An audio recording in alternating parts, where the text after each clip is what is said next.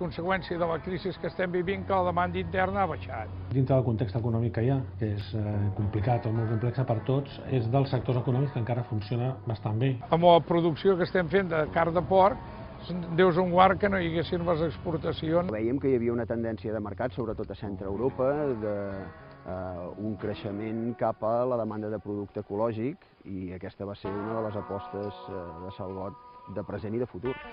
La gent que va a Mallorca no torna sense una enciamada. La gent que va a Vic, la veritat és que tampoc marxa sense una llonganissa o un fuet.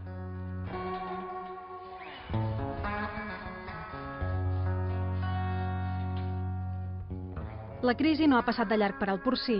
Enguany el benefici de les explotacions ramaderes ha estat de només el 3% i influeix el cost del pinso disparat, i això s'ha traduït en un preu de la carn alt, el més car dels darrers 10 anys.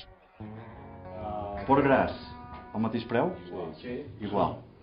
És la reunió setmanal de la Llotja de Vic que agrupa venedors i compradors de porc per fixar el preu de l'animal net de tara, el que tècnicament es diu en canal. Aquesta setmana es cotitza a 1,85 € al quilo. Baixar de mig euro? Igual. El preu del porcí, el que és el preu que se'n diu el preu gras, de fet ve marcat ja per Lleida, que marca la tendència per tot l'Estat. Ara, el que és el preu de lletó, la importància d'aquí Vic és realment rellevant. Llavors, doncs, clar, els sectors, els compradors i els venedors discuteixen el preu, i el que realment importa és la tendència que hi ha respecte a la setmana anterior. Si s'ha pujat, si s'ha baixat, i quan s'ha pujat o quan s'ha baixat. Perquè el preu és orientatiu, el preu no és un preu obligatori. En el preu influeix la llei de l'oferta i la demanda. A l'estiu puja perquè les zones turístiques de la costa demanen més carn de porc, més assequible per elaborar els menús i fer més caixa. La crisi ha fet minvar la demanda interna del consum de carn de porc entre un 4 i un 6%. Aquí al Mercat Municipal de Vic i les cancel·laderies, els consumidors en compren però sense tirar coets. Es continua menjant porc, però la compra setmanal s'ha reduït. Què compra habitualment? Embotit, per fer els entrepans dels nens, hamburgueses, llom i botifarra. El llomillo, la somalla, la llonganissa, el pernil, indiscutible, jabugo.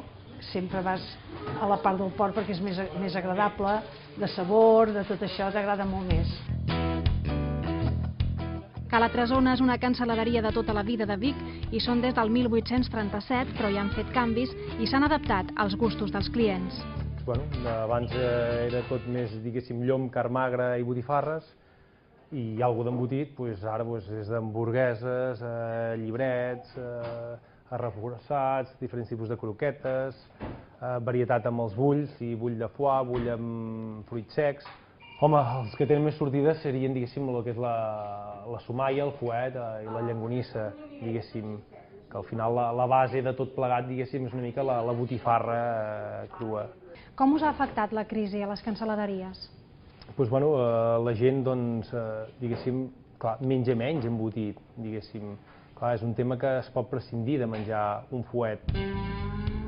Tenen restaurant i també donen opció de veure com fan les botifarres i la llonganissa de Vic.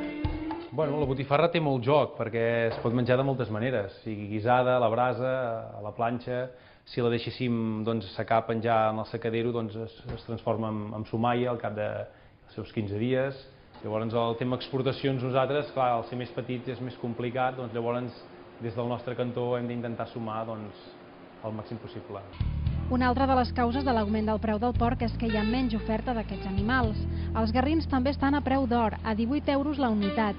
A Catalunya no se'n crien prou i molts s'han d'importar de fora. I és que a Catalunya hi ha poques explotacions de mares reproductores i garrinets, com aquesta, la granja Castellets de Taradell. Quantes en teniu, de truges?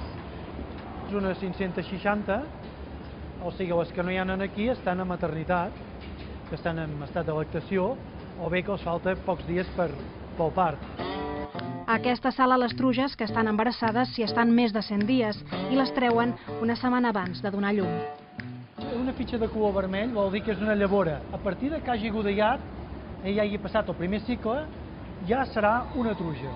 En el cas d'aquesta veïna ja va pel segon part i l'altra va pel quart, i aquesta, per exemple, està ja a les acaballes de la seva existència, perquè ja va pel 8è part. Des que neixen i fins que pesen 8 quilos, els garrinets viuen amb les mares en aquesta sala. Quants dies estan aquí?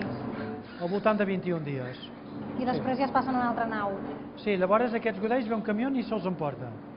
I la truja inicia ja un altre cicle. Cada any solen marxar per aquí de 17 a 18.000 godells i el pes mig oscil·la 5 quilos, 940 grams, per aquí. El preu del cereal s'ha incrementat d'una manera desorbitada i això sí que fa que la gent cada vegada, per ser competitius, a peu de granja s'ha d'afinar molt. L'activitat econòmica d'Osona pivota i depèn del sector del porcí. Aquí s'hi concentren bona part de les explotacions de porcs, empreses de transformació, escorxadors i cancel·laderies.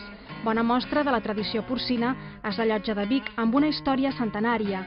Ara el porcí és el quart sector industrial per davant del farmacèutic i el metal·lúrgic.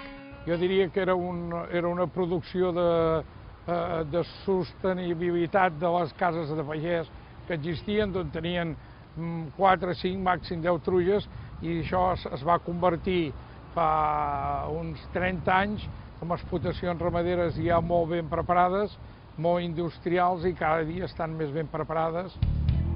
Les explotacions la passen magra per surar i el 2011 es van reduir un 3%. Pleguen perquè no volen adaptar-se a la llei de benestar animal i perquè no hi ha beneficis. El cost de les matèries primeres, com la soja i els cereals, en 5 anys ha pujat al 60%. I això no s'ha repercutit ni molt menys al producte, amb la qual ens culpen, però això ve degut a que la matèria prima, el blat de moro, el blat, la soja i així, doncs s'ha encarit, degut, segons es diu al mercat, per l'especulació, perquè la demanda de consum humà també ha incrementat molt i això doncs ens perjudica. Habitualment, a partir del setembre, és un mercat que va de ballada. O sigui, sabem que d'aquí a final d'any pràcticament els costos no seran més barats que avui. Si el preu se'ns abaixa, està difícil, està molt difícil. Tot i que també han notat l'envestida de la crisi, l'empresa d'embotits Salgot de Ceba se'n surt. Van començar Aigua Freda ara fa 84 anys i no han deixat de fer els embotits tradicionals catalans com la llonganissa, la somalla i la botifarra. Fem aproximadament 1 milió de quilos d'embotit. 1 milió? 1 milió. I heu notat la crisi? Sí, hem notat la crisi, nota la baixada de consum, sobretot en productes de gamma alta, que és el nostre cas.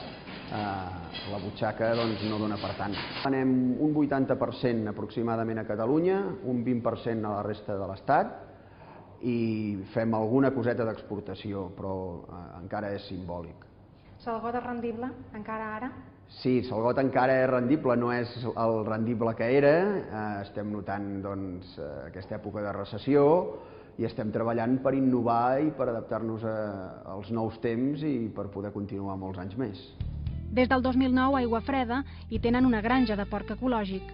Els crien per a fer-ne embotit i també per a recerca, per trobar una raça adaptada al territori. Estem en una fase inicial i encara no és rentable. De moment estem posant recursos, és un esforç d'inversió pensant en el mig i llarg plaç, però en aquest moment costa de rentabilitzar perquè els costos són bastant més alts respecte a una explotació convencional. Estem parlant de costos que es mouen entre 2 i 3 vegades més.